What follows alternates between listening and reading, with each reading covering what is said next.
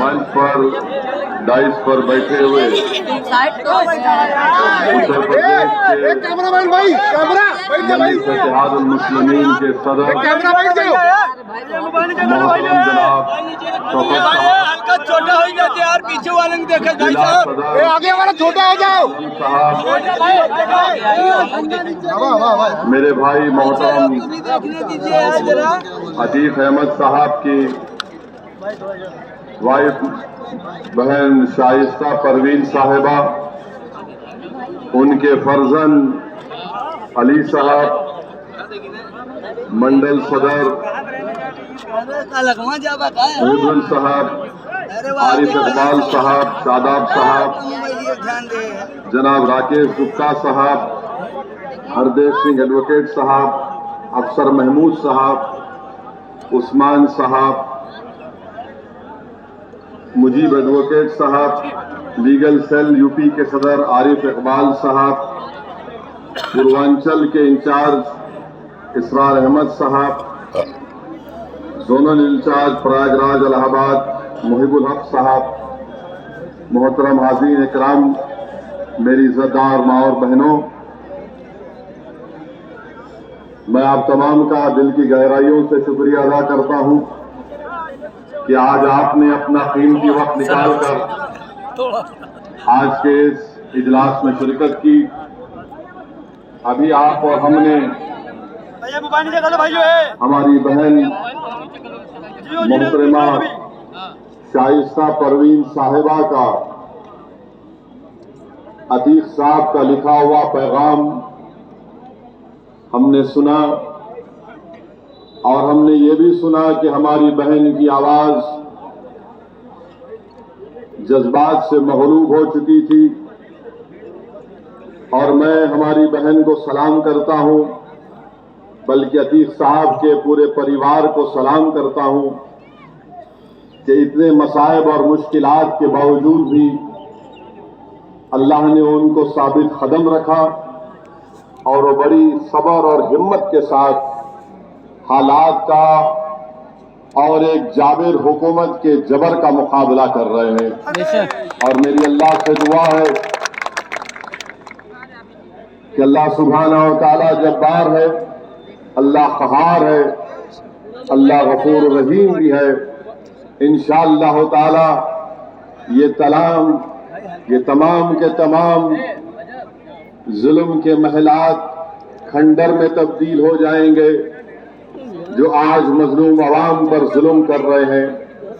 मेरे अजीज दोस्तों और बुजुर्गों, मैं आपसे गुजारिश करने और आपके बताने आया हूं कि जब अतीक साहब ने फैसला लिया कि मजलिस इत्तेहादुल मुस्लिमीन में शिरकत करेंगे, शमूलियत इख्तियार करेंगे, तो हमने प्रेस कॉन्फ्रेंस ली लखनऊ में और उसके बाद से जहां कहीं भी हम जाते हैं तो हमारे मीडिया के दोस्त हमसे एक सवाल करते हैं कि अतीक साहब को आपने क्यों लिया, क्या उनके ऊपर मुकदमात नहीं है?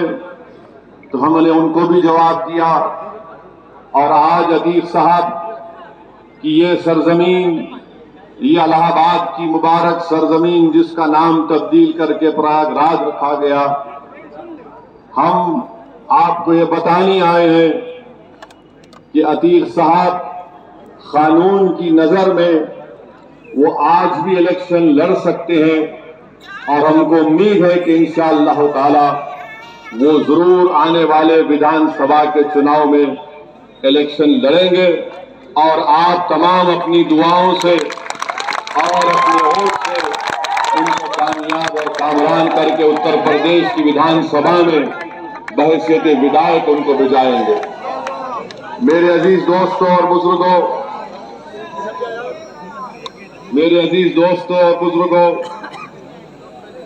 अगर किसी का नाम अतीक है, किसी का नाम शहाब है या मुख्तार है तो फौरन सवालात की बौछार शुरू हो जाती है।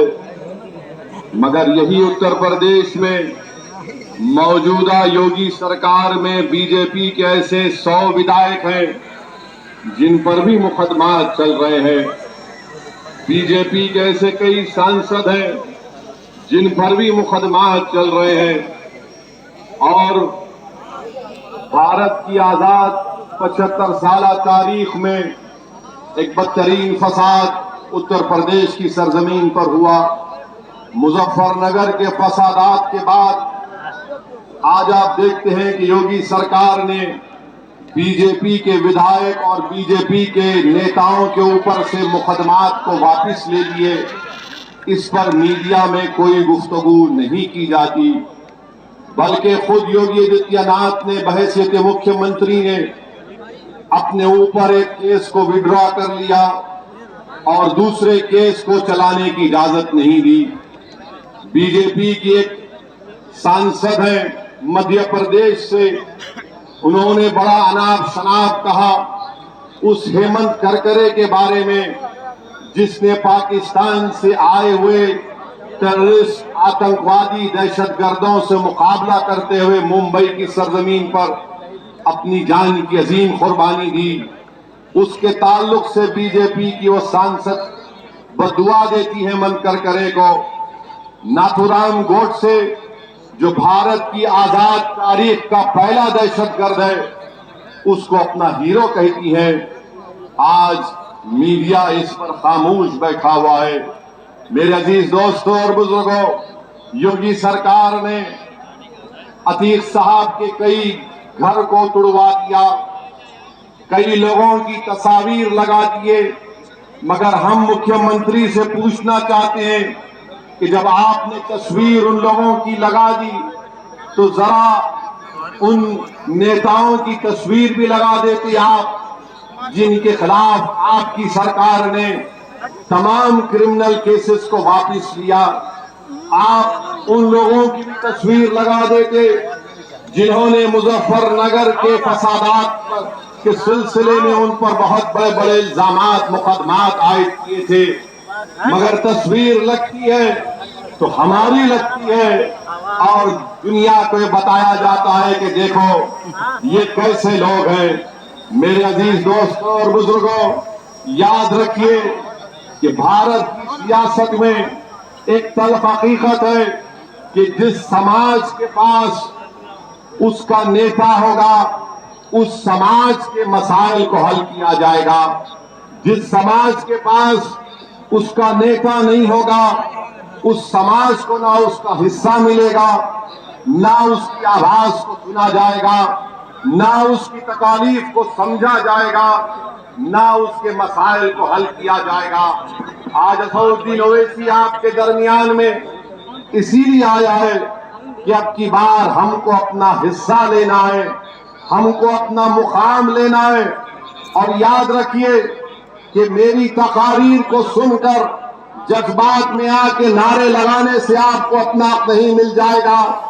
आपको अपना हक उस वक्त मिलेगा जिस तरह यादवों ने मिलकर अखिलेश को अपना नेता माना, जिस तरह हमारे दलित भाइयों ने, खास तौर से हमारे जाटव भाई और बहनों ने मायावती को अपना नेता माना, जिस तरह उत्तर प्रदेश में ठाकुर योगी आदित्यनाथ को अपना नेता मानते हैं, जिस तरह कुर्मी बरादरी के लोग अनुप्रिया पाटिल को अपना नेता मानते हैं, जिस तरह आगरा के बाघेल समाज के लोग बाघेल साहब को अपना नेता मानते हैं, जिस तरह से निषाद के लोग अपनी पार्टी बनाकर अपनी पार्टी से वाबस्ता हो जाते हैं, जिस तरह के हमारे ब्राह्मण समाज के लोग, हमारे ये लोग नरेंद्र मोदी को या फिर अदर जो बैकवर्ड क्लास के लोग हैं ये मोदी को अपना लीडर मानते हैं।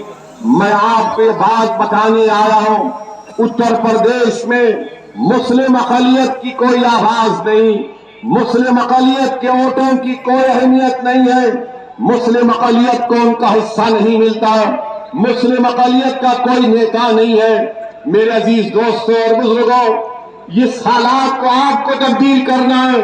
याद रखो, कोई आसमान से उतर कर नहीं आएगा, कोई नीचे जमीन से निकल कर नहीं आएगा, बल्कि आपको इस हालात को तब्दील करना है। अल्लाह ने कुरान में फरमा दिया कि अल्लाह उन्हीं लोगों के हालात को तब्दील करता है जो अपने आप को तब्दील करना चाहते हैं। अगर आप तब्दील करना चाहते हैं, अगर आप एक करवट लेंगे तो मुझे यकीन है कि इंशाअल्लाह ताला उत्तर प्रदेश में इनकलाब बर्पा होगा। और मैं आपसे वादा कर रहा हूं, कि इंशाअल्लाह ताला अल्लाह सुब्हानहू व तआला जब तक असदुद्दीन ओवैसी को जिंदा रखेगा, अल्लाह जब तक मुझे जिंदा रखेगा, मेरी पूरी कोशिश होगी कि उत्तर प्रदेश में इनकलाब बर्पा हो, हर नौजवान के दिल में तब्दीली पैदा हो, हर बुजुर्ग की सोच में तब्दीली पैदा हो, और हमारी इज्जतदार माँ और बहनों की आंख से आंसू बहना कम हो जाए और हम उनको दिलासा दिलाएं। मैं कभी ये नहीं चाहूंगा कि जिस तरह हमारी एक बहन शाइस्ता अपने शौहर का पैगाम सुनाते हुए जज्बात से मगलूब हो गए, रात में आंसू आ गए। थोड़ी देर के लिए मैं अपनी इज्जतदार माँ और बहनों से अपील करूंगा कि तुमने अपनी एक बहन को, अपनी एक माँ को, अपनी एक बेटी को सुना कि जिसका शौहर उसके तरफ नहीं है, जिसके बेटों के पास, उनकी औलाद के पास अपना बाप उनके साथ नहीं है। मेरे अजीज दोस्तों और बुजुर्गों, अतीक अहमद एक नहीं है, उत्तर प्रदेश की सरजमीन पर ऐसे हजारों अतीक अहमद है जो जेलों में सड़ रहे हैं, परेशान। आज मैं आपसे अपील करने आया हूं कि ये नाइंसाफी को खत्म करना है। कब तक हमारी बहन अपने जज्बात को, अपने शौहर के जज्बात को जेल के अंदर से पढ़कर यहां पर सुनाएंगे? कब तक हम लोग ये नाम निहाद सेकुलर पार्टियों के डर से, खौफ से जिंदगी गुजारेंगे? कब तक हम बीजेपी से, मोदी से, आरएसएस से डरेंगे? अरे डरना किसी से नहीं है, ना मोदी से डरना है, ना योगी से डरना है, ना अखिलेश से डरना है, ना मायावती से डरना है, ना कांग्रेस से डरना है। डरना है तो रब्बे कायनात से डरना है। और जमहूरियत में भारत के संविधान ये कहता है कि किसी को डरना नहीं है। भारत का संविधान जिसको बाबा साहेब अम्बेडकर ने बनाया, बाबा साहेब ने कहा कि जो वक्त का हुक्मरान होता है उसको जनता से डरना है। आज हालात उल्टे हो चुके हैं, जनता को डराया जाता है, गरीबों को डराया जाता है, मजलूमों को डराया जाता है, महिलाओं को डराया जाता है, कमजोरों को डराया जाता है, मुसलमानों को डराया जाता है, दलितों को डराया जाता है, आदिवासियों को डराया जाता है। अब ये डर डर कर, घुट घुट कर जिंदगी नहीं गुजारेंगे, इस डर को तोड़ेंगे, उम्मीद पैदा करेंगे और अपने हक के लिए लड़ेंगे। ये पैगाम मैं आपको देने के लिए आया हूं। मेरे अजीज दोस्तों और बुजुर्गों, जब मैं ये कहता हूं कि उत्तर प्रदेश में मुस्लिम अक़लियत को अपनी लीडरशिप बनाना है, तो सब लोग इल्जाम लगाते मुझ पर कि ओवैसी वोट काटने तो आया हूं। मेरे अजीज दोस्तों और बुजुर्गों, मैं एक मिसाल देकर आपको यहां से एक फिक्र देकर चला जाऊंगा। आप जानते हैं कलीम सिद्दीकी कौन है? मौलाना कलीम सिद्दीकी का नाम सुना आपने? सुना ना? जिनको यूपी की पुलिस ने, एटीएस ने गिरफ्तार किया। अब हमको पिछले 3 दिन से रोज कोई ना कोई एसएमएस करता है, व्हाट्सएप करता है, फोन करके पूछता है, ओवैसी साहब कब बोलेंगे? मौलाना कलीम के बारे में कब बोलेंगे आप? तो हमने 2-3 से पूछा जो गुजरात से हमको फोन किए थे। हमने पूछा बताओ, तुम तो 2-3 फोन हमको कर दिए, ये बताओ तुम कौन सी पार्टी के हो? तो उसने जल्दी में था। हमने पूछा डर रहे हो क्या अपना पार्टी का नाम लेने के लिए? तो तो बोला डरते नहीं, हम कांग्रेस पार्टी के हैं। हमने पूछा बताओ तुम्हारे राहुल ने कुछ कहा मौलाना के बारे में? तो बोले वो क्यों बोले? बोला क्यों नहीं बोलेंगे? बोले आप है ना। बोला फिर वो तुम्हारे एक के हकदार और मैं सिर्फ बोलने के लिए? बोला मैंने कहा कि पहले उनसे कहो बोलने के लिए। फिर उत्तर प्रदेश से समाजवादी के लोग, हमारे पास फोन में ट्रू कॉलर है, जब नंबर बजता है तो नाम के साथ आता है एसपी का नेता, आता है फोन। आया हमको फोन, कहा कि आप कब बोलेंगे? बोला तुम कौन सी पार्टी के नेता हो? बोले आपको कैसे पता चल गया? हमने कहा ट्रू कॉलर है। मैंने कहा मैं बोला नहीं, बोला अलग बात है, बोलो ये बताओ कि अखिलेश बोले? तो सन्नाटा था दूसरी तरफ लाइन पर। मैंने कहा अखिलेश क्यों नहीं बोले, बोले ना। फिर वो फोन कट कर दिए, फिर मिलाए, हम फिर फोन उठाए। हम समझ गए कि इसके दिल पे दस्तक हो रही है अभी। हम बोले बताओ अब क्या बोलेंगे? तो उसने हमको कहा कि ओवैसी भाई, हम दिल से आपको चाहते हैं, हम दिल से इज्जत करते हैं, मगर क्या करें वोट हम आपको नहीं देते, मगर हमको उम्मीद तो आपसे ही है। मैंने कहा उम्मीद जरूर मुझसे रखो, बल्कि अल्लाह से ज्यादा रखो, मगर ये बताओ कि इस मसले में अखिलेश क्यों नहीं बोलेंगे? तो समाजवादी पार्टी का नेता हमसे कहा, नाम नहीं कह रहा हूं वरना बेचारे को कल पार्टी से निकाल देंगे। उसने कहा अगर अखिलेश बोलेंगे तो उनको दूसरा वोट नहीं मिलेगा। हमने कहा दूसरा वोट किसका? वो दूसरे का नाम क्या है? इंसान तो है ना। बोले आप समझ जाइए ना, हम फोन पे क्या कहें? मतलब बताओ क्यों नहीं? बोले नहीं बोल सकते। हमने कहा सुनो, चाहे कलीम हो या कोई गैर मुस्लिम हो या दलित हो, अगर जुल्म होता है तो असदुद्दीन ओवैसी सबसे पहले बोलता है और बोलता रहेगा। हमने बोला आज के जलसे में अब कह रहे हैं, हम अल्लाह से दुआ की करते हैं कि अल्लाह सुब्हानहू व तआला मौलाना कलीम को अल्लाह जल्द से जल्द रिहा करवा दे। और जिस कानून में उनको पकड़ा गया, हमने उनके वकील से भी बात की, अबू बकर साहब से, हमने उनसे भी बात की, तो उन्होंने कहा कि इंडियन पीनल कोड के सख्त से सख्त सेक्शंस उन पर लगा दिए गए। केस में कोई दम नहीं है, उनका वकील कह रहा है। जो पुलिस प्रेस कॉन्फ्रेंस में कहती है वो एफआईआर में उसका कोई तस्करा नहीं, एफआईआर में उसका कोई तस्करा नहीं है। उन्होंने कहा कि जरूर इंसाफ मिलेगा मगर टाइम लगेगा। मेरे अजीज दोस्तों और बुजुर्गों, ये जो योगी सरकार ने रिलीजन मजहब तब्दीली का जो कानून बनाया, तो कानून कितना गलत है सोचिए आप कि अगर मैं या कोई यहां से किसी का कत्ल करता है या अटेम्प्ट टू मर्डर होता है, तो पुलिस को बताना पड़ता है कि फलां मुजरिम पर यह केस साबित होता है, जिसको अंग्रेजी में कहते हैं कि बियॉन्ड रीजनेबल डाउट, यानी पुलिस के ऊपर जिम्मेदारी होती है, प्रोसिक्यूशन के ऊपर, कि वो फौजदारी मुकदमात में कि पुलिस उस पर जुर्म को कायम करे। ये जो मजहब तब्दीली का कानून योगी आदित्यनाथ ने बनाया, वो ये कहता है कि अगर कोई मुसलमान होता है या कोई ईसाई होता है या कोई दूसरा मजहब को कबूल करता है, तो उसको बताना पड़ेगा कि बगैर खौफ के और बगैर फ्रॉड के उसको मजहब को तब्दील किया। ये कानून योगी आदित्यनाथ ने बनाया, यानी कत्ल पर एक कत्ल पर एक चीज होती है, अब जो मजहब तब्दील करता है उस पर एक दूसरा स्टैंडर्ड लगा दिया। मेरे अजीज दोस्तों और बुजुर्गों, मैं योगी आदित्यनाथ के इस कानून की मजम्मत किया, कंडेम किया।